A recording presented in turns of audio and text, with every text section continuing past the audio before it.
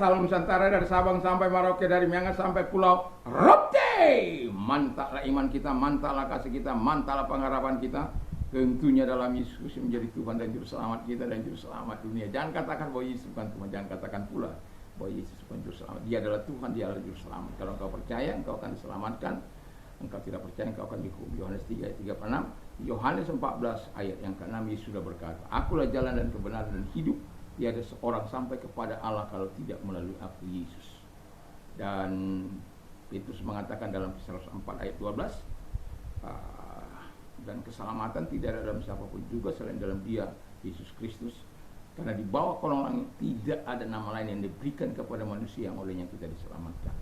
Yohanes 3 ayat 16 berkata, karena begitu besar kasih Allah akan dunia ini, sehingga ia mengaruniakan anaknya yang tunggal, supaya setiap orang percaya kepadanya tidak binasa, melainkan beroleh hidup yang kekal. Mantap! Dan dengan hati percaya, engkau dibenarkan, dengan mulut mengaku engkau diselamatkan. Tuhan Yesus memberkati. Mantap! Selamat malam, kiranya kita ringankan telinga kita untuk mendengarkan firman Tuhan. Dalam nama Tuhan Yesus mari kita berdoa. Terima kasih Tuhan, biar kekuatan Tuhan, kekuatan Tuhan, kekuatan Roh Kudus, kekuatan doa, iman menyertai kami, sehingga kami tetap teguh dalam Tuhan, dalam menjalani kehidupan ini. Engkaulah yang paling berpengaruh dalam hidup kami, dan firman dalam nama saya. Amin. Saya akan membacakan Yakobus 4 ayat yang ke-4. Demikian bunyi firman Allah. Hai kamu orang-orang yang tidak setia, tidakkah kamu tahu bahwa persahabatan dengan dunia adalah permusuhan dengan Allah? Jadi barang siapa hendak menjadi sahabat dunia ini, ia menjadikan dirinya musuh Allah. Haleluya. Jadi dalam hidup ini ya, tentu ada yang mempengaruhi kehidupan kita. Apa yang kita lihat, apa yang kita lakukan sehari-hari itu akan membuat kebiasaan. Seperti saya kalau olahraga ya, lari jalan 7 sampai 8 kilo hampir tiap hari saya lakukan ya. Dan kalau misalnya tidak, itu saya akan coba merambah. Misalnya tadinya ya kalau sudah 1 atau 2 hari tidak berolahraga, itu misalnya, itu akan saya menambah waktunya untuk membalas ketinggalan yang ada. Nah, yang mau saya katakan adalah ketika kita melakukan stretching kaki, itu dari istilahnya dari mulai yang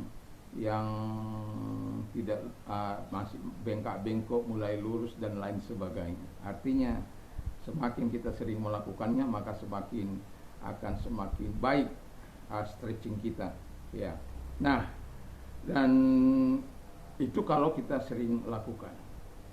Dalam hidup ini juga ada pengaruh-pengaruh yang mempengaruhi kehidupan kita sepanjang waktu. Dan tema kita adalah siapakah yang paling berpengaruh dalam hidup kita? Siapakah yang paling berpengaruh di dalam hidup kita? Saya akan tunjukkan dulu riset di Amerika. Dikatakan 98% rumah tinggal memiliki pesawat televisi. 97% memiliki pesawat televisi lebih dari 1. Artinya di setiap rumah kamar itu ada. Lalu kemudian 54 jam rata-rata di depan televisi per minggu ya. Dan 26 jam setiap pribadi di depan televisi per minggu, atau 4 jam sehari. Anda bisa bayangkan 4 jam sehari orang menonton. Itu mungkin ada yang lebih ya. Dan kita tahu bagaimana adegan-adegan film di Amerika ya, HBO dan apa macam-macam lah itu ya, film-film yang ya kadang-kala berbau tawuran, berbau kekerasan, berbau adegan free sex dan lain sebagainya, kata-kata kasar, makian, cacian, sehingga tidak heran kalau di Amerika itu orang sangat mudah terpengaruh. Dan kita kadang-kadang kala kita lihat bagaimana orang-orang yang nekat menembaki orang-orang lain karena dia merasa berada di tengah-tengah pertempuran.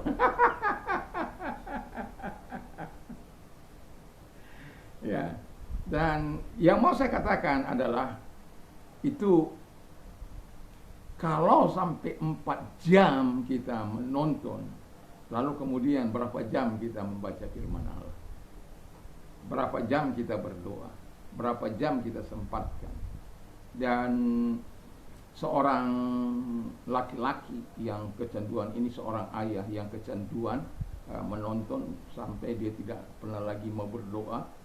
Dan kemudian satu kali mereka baru pulang dari sebuah perjalanan, lalu dia langsung nonton televisi, ayah, istri dan anaknya masuk ke kamar, lalu kemudian mereka berdoa. Di tengah-tengah doa mereka kepadanya, seorang putrinya berkata, Tuhan jamahlah hati orang tuaku supaya orang tuaku mau bersama-sama dengan kami berdoa. Dan apa yang terjadi? Ini bukan karena dia memang dia berupaya untuk menghindari jam-jam doa itu.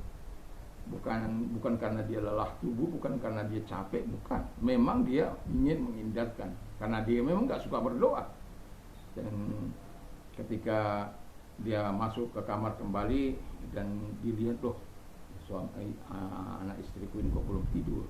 Dan ternyata di tengah-tengah dia berdoa, mereka masih berdoa, belum selesai berdoa, dan kemudian dia mendengar doa anaknya. Lalu kemudian dia masuk kembali ke ruang tengah dan kemudian berkata, Tuhan ampuni aku mau berubah. Dan sejak itu memang dia berubah. Dan karena apa? Doa seorang putri yang dipanjatkan kepada Tuhan. Nah, kadangkala kita dipengaruhi oleh dunia. Yang pertama, siapa yang mempengaruhi kita? Dunia ini, yang digerakkan oleh setan ini, oleh yang dikuasai oleh setan ini.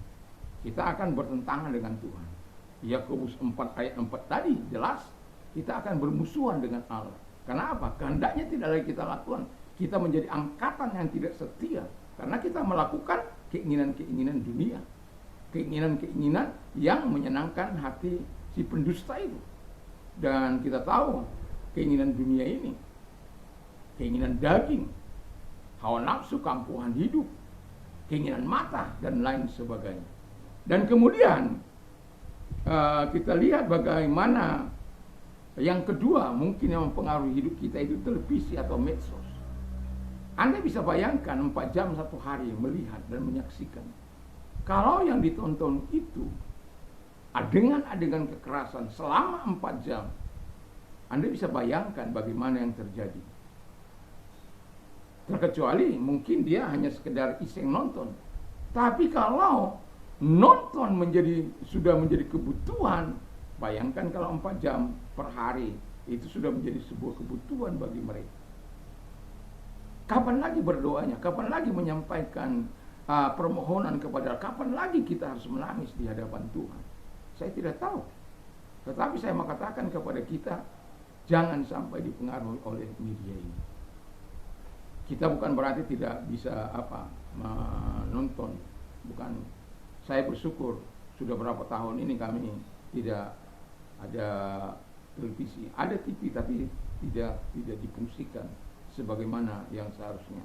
Kalaupun kami ada, itu ada medsosnya masing-masing. Tetapi kami wajib berdoa. Kalau ada yang kelelahan, ada yang apa, ya. Tapi wajib tetap ada doa pagi maupun doa malam. Yang mau saya katakan adalah bahwa kita sebagai orang yang percaya tidak bisa memisahkan diri dengan Tuhan. Semoga yang ketiga inilah yang mempengaruhi kehidupan kita. Siapakah yang mempengaruhi hidup Anda? Kita akan jawab berkata, Tuhan mantap. Firman Allah mantap. Karena dalam Mazmur 119 ayat yang ke-57, You are my portion, O Lord. Engkau adalah bagian hidupku, Tuhan. I have promised to obey your word. Aku telah berjanji lagi untuk mentaati firman. Wah, kalau orang hidup seperti ini mentaati firman Allah, karena dia tahu Mazmur 119 ayat 105 mengatakan, Your word is a lamp to my feet and a light for my path. Firman-Mu adalah pelita bagiku, terang bagi jalanku. Wah, kalau ini selamatlah akhirat dan dunia. Dunia dan akhirat. Artinya dalam dunia ini kita memang ada penderitaan, memang ada kesusahan, memang ada kemalangan, memang ada jeritan, memang ada semua itu, kita tidak akan pungkiri. Tetapi yang jelas kita dapat mengatasinya bersama dengan Tuhan. Karena Tuhan menyertai kita, karena Dia bagian hidup kita, Dia akan membela kita, Dia akan menolong kita, Dia akan menyatakan kuasanya bagi kita, Dia akan menyatakan kekuatannya kepada kita, dan Dia akan menyatakan kuasanya yang dahsyat itu untuk engkau mendemonstrasikan kuasa Allah di tengah-tengah kehidupan. Sehingga engkau tidak terpengaruh dengan dunia ini, tidak terpengaruh oleh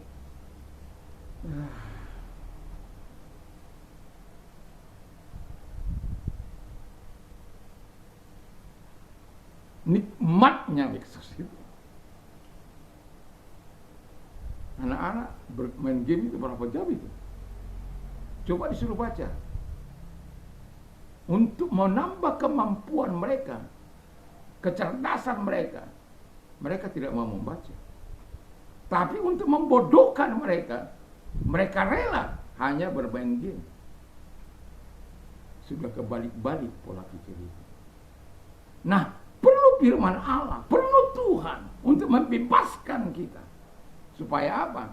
Kita tidak lagi terpengaruh. Memang kita hidup dalam dunia ini seringkali seperti saya katakan, kita seperti ikan di tengah laut. Mengapa ikan itu tidak terpengaruh oleh asinnya air laut? Mengapa dia ketika diangkat dan kita harus menggarami dia kembali? Kenapa di tengah laut itu dia tidak terkontaminasi? Karena ada kehidupan di dalam dirinya. Makanya para nelayan nggak perlu bawa garam kalau mereka mau bakar ikan. Cukup dicelupkan saja ikan yang sudah mati itu, maka ikan itu akan menjadi asin. Karena sudah tidak ada lagi daya untuk menolak. Demikian kehidupan kita. Kalau ada kehidupan Allah, dunia yang kita punyai ini, yang kita tinggal ini tidak akan menghancurkan kehidupan kita. Tapi kita memang masih hidup dalam dunia ini, tapi kita tidak mengikuti pola dunia ini, atau tidak mengikuti. Kebayangkan kalau Anda ikuti Medsos 24 jam, wah, nggak tahu lagi itu bagaimana. Tapi ada orang yang melakukan itu selama 24 jam. Nggak tahu kapan tidurnya. Dia tidur, bangun, main. Tidur, bangun, main. Karena apa? Kecanduan, keterikatan yang diikat oleh setan. Jadi saya mau katakan kepada kita, biarlah firman-Nya menjadi bagian hidup kita. Biarlah kita taat terhadap firman Allah, sehingga kita menjadi generasi yang betul-betul mempermuliakan Allah. Memang kita beda generasi, tetapi saya mau katakan, generasi apapun, mau generasi tua, generasi muda, generasi anak-anak, semua kita membutuhkan Tuhan. Mau gen Z, gen Y, gen Alpha, dan macam-macam, ya itu gen-gen itu. Seperti saya bukan baby boomers, bukan, saya lahir di tahun 64, jadi saya gen Y apa ya, tapi bukan baby boomers. Baby boomers itu di bawah 64 itu baby boomers, walaupun kita sudah saya mentertawi diri saya karena gaptek. Biarlah saya tertawa diri saya.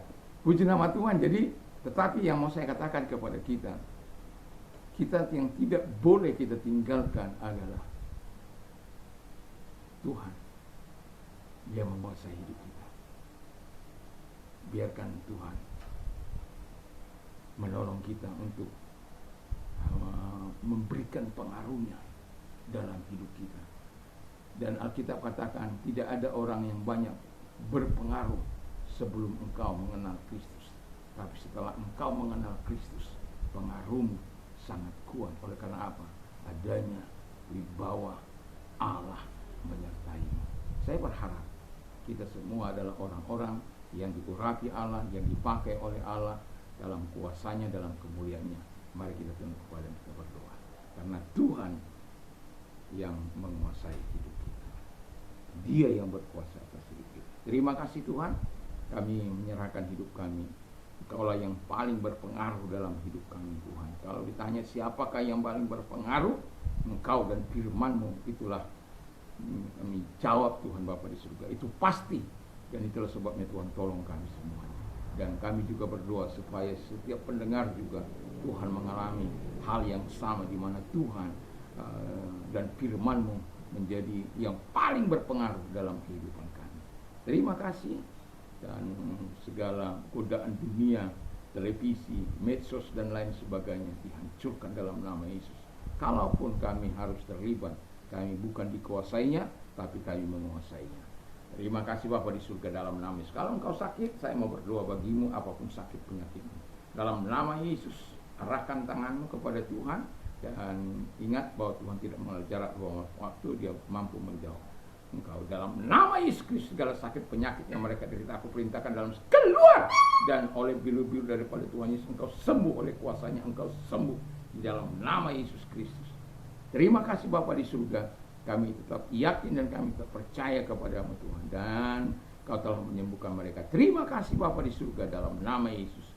Dan kami juga berdoa kepada mereka-mereka yang mengalami masa-masa peceklik Bapa di surga, kami berdoa supaya Engkau menolong. Dan kalau Engkau orangnya, mari arahkan tangan kepada Tuhan, kita berdoa. Lihatlah Tuhan tangan-tangan yang diangkat kepadamu, kami berdoa Engkau menolong apapun usaha mereka, pekerjaan mereka, Engkau menolong mereka sehingga bisnis mereka boleh kembali lancar, nama-Mu dipuji dan dipermuliakan. Terima kasih Bapa di surga buat pertolongan-Mu kepada mereka, di dalam nama Yesus kami berdoa. Haleluya, amin. Puji nama Tuhan. Selamat malam. Dan kita rilekskan hati kita untuk mendengarkan sebelum kita tidur, untuk baca firman Allah, berdoa, bersekutu kepada Tuhan, dan memperkatakan firman Allah. 1 ayat, 2 ayat, mari perkatakan untuk menambah iman. Karena iman timbul dari pendengaran firman Kristus. Damai sejahtera Allah yang melampaui segala akal akan memelihara hati dan pikiranmu di dalam Yesus Kristus. Mantap, mantap.